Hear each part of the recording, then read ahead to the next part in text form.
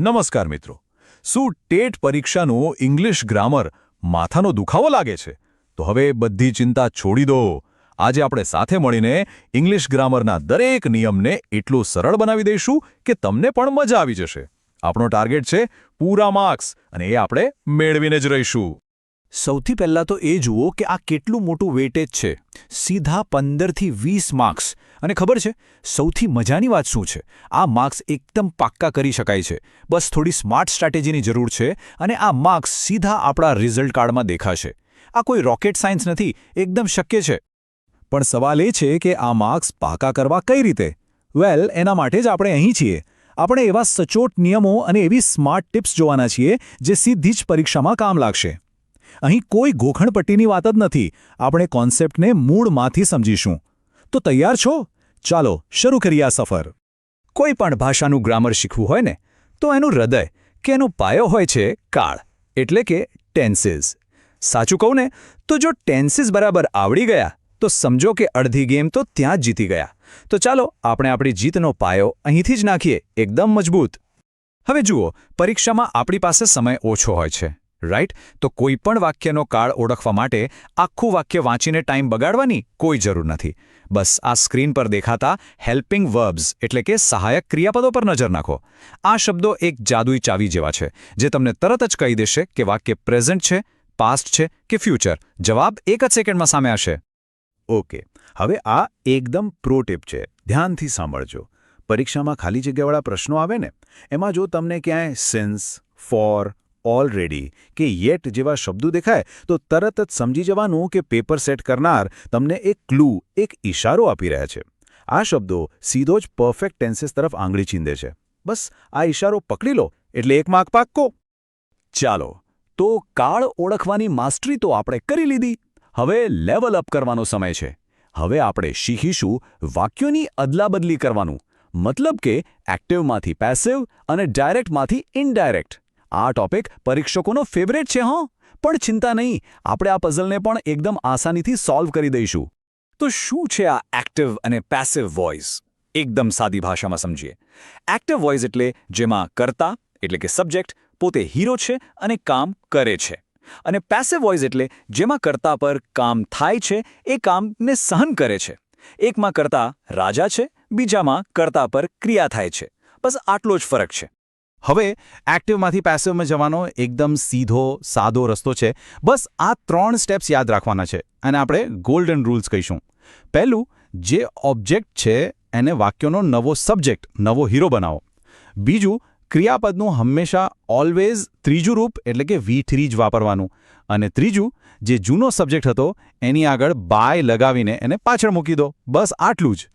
ચાલો આપણે જે શીખ્યા એને એક ઉદાહરણ પર લગાવીને જોઈએ. વાક્ય છે હી પ્લેઝ ક્રિકેટ.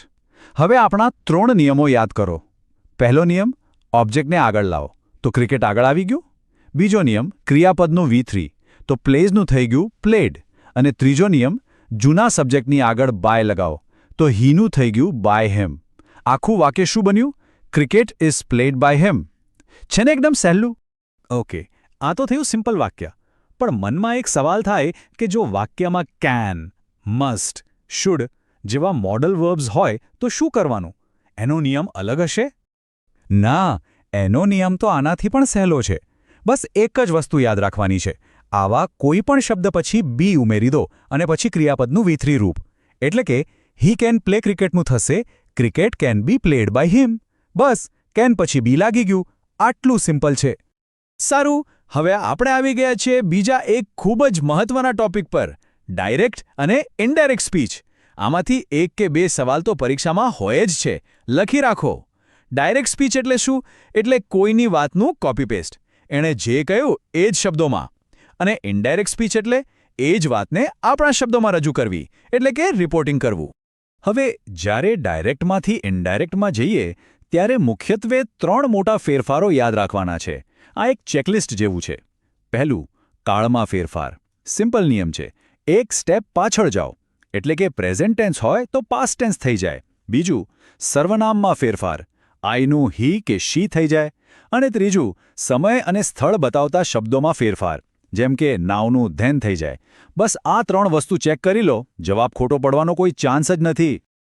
ચાલો હવે કેટલાક એવા નાના પણ ખૂબ જ અગત્યના નિયમો પર નજર કરીએ. આ એવા નિયમો છે જે દેખાવમાં નાના છે પણ માર્ક્સ મોટા અપાવી શકે છે. આપણે વાત કરીશું આર્ટિકલ્સ અને પ્રેપોઝિશન્સની, જેમાં થતી નાની ભૂલ પણ આપણો 1 માર્ક કાપી શકે છે. આપણે સ્કૂલથી શીખતા આવ્યા છીએ એ અને એનનો ઉપયોગ, પણ ભૂલ હજી પણ થાય છે. કેમ? કારણ કે આપણે અક્ષર જોઈએ છીએ, ઉચ્ચાર નહીં. નિયમ એકદમ સ્પષ્ટ છે. જો શબ્દનો ઉચ્ચાર એટલે કે સાઉન્ડ સ્વરથી શરૂ થાય તો એન આવે, ભલે સ્પેલિંગ વ્યંજનથી શરૂ થતો હોય. જુઓ, ઓનેસ્ટમાં એચ સાયલેન્ટ છે, ઉચ્ચાર ઓથી થાય છે એટલે એન ઓનેસ્ટ મેન. એ જ રીતે યુનિવર્સિટીમાં યુનો ઉચ્ચાર ય જેવો છે, જે વ્યંજન છે એટલે અ યુનિવર્સિટી. હંમેશા ઉચ્ચાર પર ધ્યાન આપવાનું. તો પછી ધ ક્યારે વાપરવાનું? એના માટે 3-4 જગ્યાઓ પાક્કી યાદ રાખી લો. પહેલું, દુનિયામાં જે એક જ વસ્તુ હોય, જેમ કે ધ સન, ધ મૂન. બીજું, નદીઓ, પર્વતો અને પવિત્ર ગ્રંથોના નામની આગળ, જેમ કે ધ ગંગા, ધ હિમાલયાઝ. અને ત્રીજું, સુપરલેટિવ ડિગ્રી, એટલે કે જ્યારે કોઈને સૌથી શ્રેષ્ઠ બતાવવું હોય, જેમ કે the best, the highest, the tallest. આટલું યાદ રાખશો એટલે દમાં ભૂલ નહીં થાય. હવે આ એક બહુ કોમન કન્ફ્યુઝન છે, બિટવીન ક્યારે અને અમંગ ક્યારે. નિયમ એકદમ સીધો છે. જ્યારે વાત ફક્ત 2 જણની વચ્ચેની હોય ત્યારે બિટવીન વાપરો, અને જ્યારે વાત 2 થી વધારે લોકો કે વસ્તુઓની વચ્ચેની હોય ત્યારે અમંગ વાપરો. બસ આટલું જ. સારું, તો અત્યાર સુધી આપણે બધા નિયમો તો જોઈ લીધા, પણ ખાલી નિયમો જાણવાથી કંઈ નહીં થાય. પરીક્ષાના પ્રેશરમાં એને લાગુ કઈ રીતે કરવા, એના માટે જોઈએ કેટલીક સ્માર્ટ ટિપ્સ અને સ્ટ્રેટેજી. આ મારી ફેવરેટ ટેકનિક છે અને હું એને બ્રહ્માસ્ત્ર કહું છું, એલિમિનેશન મેથડ. ઘણીવાર એવું બને કે આપણને સાચો જવાબ ખબર ન હોય. ત્યારે શું કરવાનું? ત્યારે ખોટા જવાબોને શોધવાનું શરૂ કરો. 4 ઓપ્શનમાંથી જે ઓપ્શન ગ્રામરના નિયમ પ્રમાણે બિલકુલ ખોટો હોય એને પહેલાં કાઢી નાખો. પછી બીજો ખોટો ઓપ્શન કાઢો. આમ કરવાથી સાચા જવાબ સુધી પહોંચવાના ચાન્સ વધી જાય છે. આ સ્માર્ટ વર્ક છે. અને હવે એક એવો શોર્ટકટ જે તમને ગેરંટીડ માર્ક્સ અપાવી શકે છે. કેટલાક કન્જંક્શન્સ એટલે કે સંયોજકો એવા હોય છે જે હંમેશા જોડીમાં જ આવે છે, જેમ કે રામ સીતાની જોડી. એમની જોડી ક્યારેય તૂટતી નથી. બસ આ જોડીઓને યાદ કરી લો. જુઓ સ્ક્રીન પર, આ છે એ પાક્કી જોડીઓ. આઈધરની સાથે હંમેશા ઓર જ આવશે, નાઈધરની સાથે હંમેશા નોર જ આવશે, નોટ ઓન્લીની સાથે બટ ઓલ્સોની જોડી ફિક્સ છે, અને સ્કેર્સલી કે હાર્ડલી જેવા શબ્દો સાથે વેન આવે છે. પરીક્ષામાં જો ખાલી જગ્યામાં આમાંથી એક શબ્દ દેખાય તો બીજો કયો આવશે એ વિચારવાનું જ નથી. માર્ક પાક્કો. તો મિત્રો, આ હતા ઇંગ્લિશ ગ્રામરને સરળ બનાવનારા કેટલાક મુખ્ય નિયમો અને સ્માર્ટ ટિપ્સ. એક વાત હંમેશા યાદ રાખજો, ગ્રામર ગોખવાનો વિષય નથી, એ સમજવાનો વિષય છે. આપણે રસ્તો તો બતાવી દીધો છે, હવે એના પર પ્રેક્ટિસ કરીને દોડવાનું કામ શરૂ કરવાનું છે. તો શું હવે પ્રેક્ટિસ માટે તૈયાર છો? કારણ કે સાચી માસ્ટરી તો પ્રેક્ટિસથી જ આવશે. પરીક્ષા માટે ખૂબ ખૂબ શુભેચ્છા.